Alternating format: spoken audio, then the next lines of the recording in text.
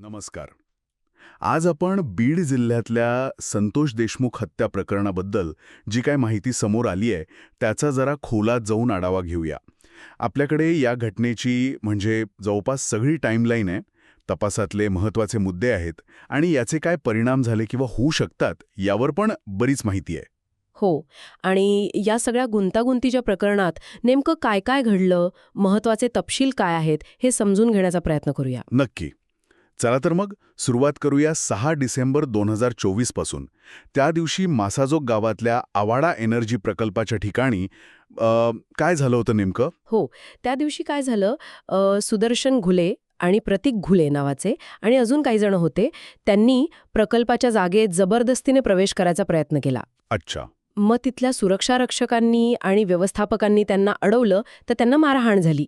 म्हणजे सुरुवात तिथून झाली. आणि मग याच वेळेस स्थानिक सरपंच संतोष देशमुख हे आले गावकऱ्यांसोबत. हो, त्यांनी आणि काही गावकऱ्यांनी हस्तक्षेप केला. मग त्यांचा त्या गटाशी संघर्ष झाला. म्हणजे तिथंच पहिली ठिणगी पडली म्हणायची.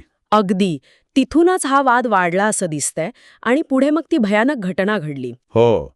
म्हणजे फक्त 3 दिवसांनी 9 डिसेंबर 2024ला संतोष देशमुखांचं अपहरण झालं.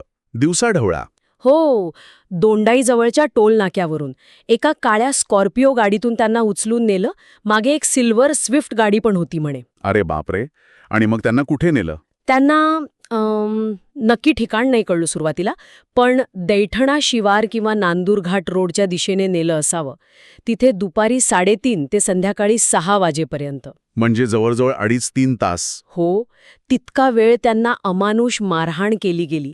म्हणजे विचार करा, गॅस पाईप, क्लच वायर गुंडाळलेल्या लोखंडी सळ्या, काठ्या, चाकू, काय काय वापरलं नाही. आणि सगळ्यात भयानक म्हणजे याचं चित्रीकरण पण केलं त्यांनी. हो, हेच तर जास्त धक्कादायक आहे.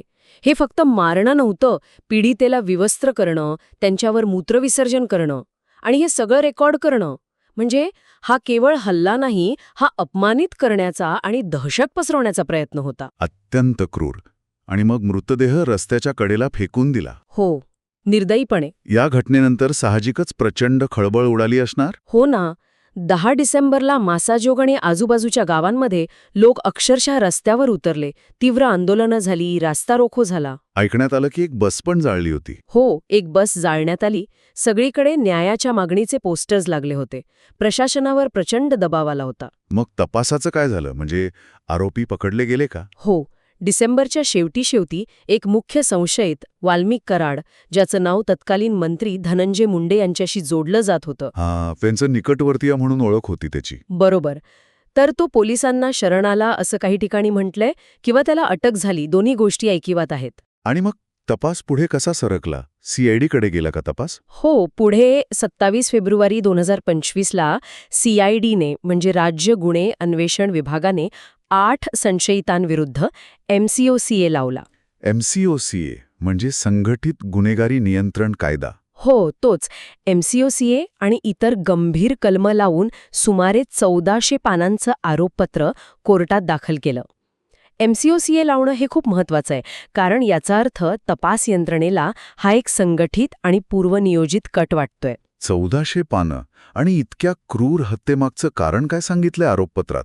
आरोपपत्रानुसार जे काही समोर आले ते म्हणजे आवाडा प्रकल्पातून जवळपास 2 कोटी रुपयांची खंडणी वसूल करण्याचा प्रयत्न चालू होता. 2 कोटी? हो, आणि या खंडणी वसुलीला संतोष देशमुख विरोध करत होते, प्रखर विरोध. त्यामुळे त्यांना काय म्हणतात त्याला मार्गातून बाजूला करण्याचा किंवा संपवण्याचा कट रचला गेला, असं CIDचं म्हणणं आहे. आणि मग मार्च 2025 मध्ये ते व्हिडिओ आणि फोटो बाहेर आले. हो, त्याने तर अजूनच आग लागली. ते 15 व्हिडिओ आणि 8 फोटो ते बघून लोकांचा संताप अनावर झाला. याचे राजकीय परिणाम पण झाले ना? नक्कीच. वाल्मिक कराडचा कथित संबंधांमुळे आणि या सगळ्या प्रकरणामुळे जो दबाव वाढला, त्यामुळे अखेर धनंजय मुंडे यांना मंत्रिपदाचा राजीनामा द्यावा लागला. सध्या कायदेशीर प्रक्रिया कुठपर्यंत आली आहे? बरं का, वाल्मिक कराडने स्वतःला निर्दोष ठरवण्यासाठी अर्ज केला होता, पण कोर्टाने त्याच्याविरुद्ध जे व्हिडिओ पुरावे आहेत त्याची गंभीर दखल घेऊन तो अर्ज फेटाळला. अच्छा. त्याचा जामीन अर्ज पण फेटाळला गेलाय. ऑगस्ट 2025 मध्ये खटला आता MCOCA विशेष न्यायालयात सुरू आहे. 180 पेक्षा जास्त साक्षीदार आहेत म्हणे. बापरे. आणि विशेष सरकारी वकील म्हणून उज्ज्वल निकम यांची नियुक्ती झाली आहे. म्हणजे सरकारकडून हा खटला गांभीर्याने घेतला गेलाय असं दिसतंय. पण काही आरोपी अजून फरार आहेत असंही ऐकलंय. हो, तेही खरंय. कृष्णा आंधळेसारखे काही महत्वाचे आरोपी अजूनही पोलिसांच्या हाती लागलेले नाहीयेत. हे एक मोठं आव्हान आहे. म्हणजे हे प्रकरण फक्त एका व्यक्तीच्या हत्येपुरतं नाहीये, याचे धागेदोरे बरेच लांबपर्यंत जातात. अगदी. यातून अनेक गोष्टी स्पष्ट होतात. म्हणजे ग्रामीण महाराष्ट्रातलं राजकारण आणि गुन्हेगारी यांचं एक धोकादायक कनेक्शन असू शकतं का? काही वेळा पोलिसांच्या तपासावर प्रश्नचिन्ह उभं राहतं. आणि तो जातीयता नावाचा मुद्दा पण आहे ना, बीड जिल्ह्यातला मराठा विरुद्ध ओबीसी वंजारी संघर्ष, त्याचा काही संबंध? हो, काही वृत्तांमध्ये त्याचा उल्लेख आला होता. तो एक अँगल असू शकतो. आणि एकूणच कायदा सुव्यवस्थेची काय स्थिती आहे हे पण यातून समोर येतं. खरंय.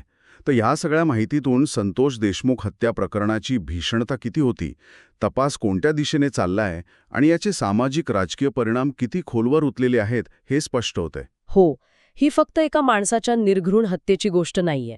यामागे ग्रामीण भागातील सत्ता संघर्ष, पैशाचे व्यवहार आणि कायदा सुव्यवस्थेचे मोठे प्रश्न आहेत.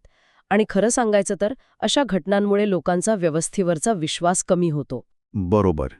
या सगळ्या चर्चेनंतर एक प्रश्न मनात राहतो की इतके पुरावे समोर असताना, MCO सारखा कडक कायदा लावला असतानाही न्याय मिळायला किती वेळ लागतो आणि जे आरोपी अजून फरार आहेत ते न्यायाच्या संपूर्ण प्रक्रियेसमोर किती मोठं आव्हान उभं करतात.